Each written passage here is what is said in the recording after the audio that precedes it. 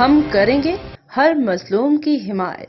السلام علیکم ناظرین، میں ہوں حورین فاطمہ اور آپ دیکھ رہے ہیں حمایتی نیوز HD چینل۔ نظر ڈالتے ہیں آج کی اہم خبر پر۔ وزیر اعلیٰ سندھ کا کہنا ہے اسٹریٹ کرائم اور دیگر جرائم کے پیچھے منشیات مافیا کا اہم کردار ہے۔ کراچی میں اسٹریٹ کرائم کے تدارک کے لیے ڈرگ مافیا کے خلاف کارروائی تیز کرنی ہوگی۔ کراچی سمیت صوبے میں امن و امان کے حوالے سے اجلاس میں وزیر اعلیٰ سندھ سید مراد علی شاہ نے پولیس موبائلوں میں ٹریکرز لگانے کی ہدایت دیتے ہوئے کہا کہ سیف سٹی کا پہلا مرحلہ 5.6 بلین روپے کی لاگت سے شروع ہو چکا ہے۔ منصوبے کے تحت 1300 کیمرے نصب کیے جا رہے ہیں۔ اجلاس میں وزیر اعلیٰ سندھ کو بتایا گیا کہ 574 ڈرگ ڈیلرز ہیں، 299 گرفتار کر کے جیل بھیج دیے گئے ہیں۔ 270 مفروض ڈرگ ڈیلرز کو جلد گرفتار کر لیا جائے گا، جبکہ 5 ڈرگ ڈیلرز مقابلے میں مارے جا چکے ہیں۔ وزیر اعلیٰ سندھ نے ہدایت کی کہ شہر کے داخلی اور خارجی راستوں کو کنٹرول کیا جائے۔ اجلاس کے دوران کچے کی صورتحال پر بریفنگ میں وزیر اعلیٰ سندھ کو بتایا گیا کہ کچے میں آپریشن کے لیے ڈرونز خریدے گئے ہیں۔ وزیر اعلیٰ سندھ نے ہدایت کی کہ کچے میں ڈرون کے استعمال کے حوالے سے افسران کو تربیت دی جائے اور کچے میں سکھر پولیس کمانڈو اسکول کو اپ گریڈ کیا جائے۔ پنجاب حکومت نے مالی سال 2024-25 کے بجٹ میں کم بجلی استعمال کرنے والے صارفین کو مفت سولر سسٹم دینے کا اعلان کیا ہے۔ بجٹ دستاویز کے مطابق 9 ارب 50 کروڑ روپے کی لاگت سے چیف منسٹر روشن گھرانہ پروگرام کے ذریعے صوبے کی سطح پر مہنگی بجلی اور بلوں سے پریشان عوام کو ریلیف فراہم کیا جا رہا ہے۔ بجٹ دستاویز کے مطابق پہلے مرحلے میں 100 یونٹس تک بجلی استعمال کرنے والے گھریلو صارفین کو مکمل سولر سسٹم مفت فراہم کیا جا رہا ہے، جسے لگانے کے تمام اخراجات بھی حکومت پنجاب ادا کر رہی ہے۔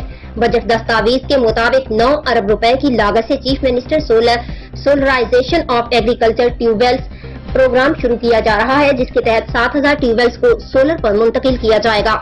خیال رہے کہ آج پنجاب اسمبلی میں مالی سال 2024-25 کا بجٹ پیش کیا گیا۔ بجٹ تقریر میں وزیر خزانہ نے پنجاب نے کہا کہ بجٹ کا مجموعی حجم 5446 ارب روپے ہے۔ کل آمدن کا تخمینہ 4643 ارب 40 کروڑ روپے لگایا گیا ہے۔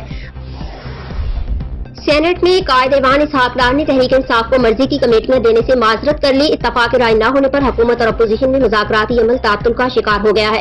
سینٹ میں قائمہ کمیٹیوں کے معاملے پر تحریک انصاف کے وفد کی اسحاق ڈار سے آج طے شدہ ملاقات بھی نہ ہو سکی۔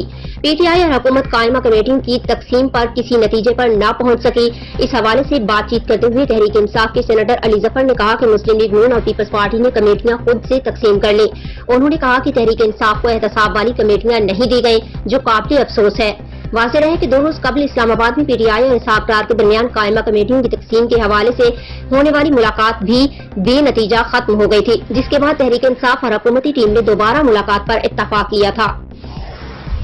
وزیر مملکت برائے خزانہ علی پرویز ملک نے کہا ہے کہ اگر نان فائلرز ٹیکس نیٹ میں شامل نہیں ہوں گے تو ان سے اضافی لیوی وصول کی جائے گی۔ تقریباً 9000 ارب روپے کیش مارکیٹ میں موجود ہیں۔ جن سیکٹرز میں یہ پیسہ محفوظ کیا جا رہا ہے، ان سیکٹرز کے پیچھے جائیں گے۔ اس سے قبل اپنی پوسٹ بجٹ پریس کانفرنس میں وزیر خزانہ محمد اورنگزیب نے کہا تھا کہ ریٹیلرز اور ہول سیلرز کو ٹیکس نیٹ میں لانا ضروری ہے تاکہ بوجھ بانٹا جائے۔ انہوں نے کہا کہ سب پتہ ہے کہ کسی کے پاس کتنی گاڑیاں ہیں اور کتنا ٹیکس دیتے ہیں۔ نان فائلرز کی اختراع ختم کرنے کی طرف پہلا قدم اٹھا لیا۔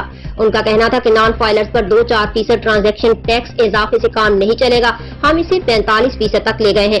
پیٹرولیم لیوی کو بتدریج بڑھایا جائے گا۔ سیلز ٹیکس میں بہت بڑی لیکیج ہے جس کو پلگ کرنا ہے۔ اب تک کے لیے اتنا ہی۔ مزید خبروں اور اپڈیٹ سے باخبر رہنے کے لیے دیکھتے رہیں حمایتی نیوز HD چینل۔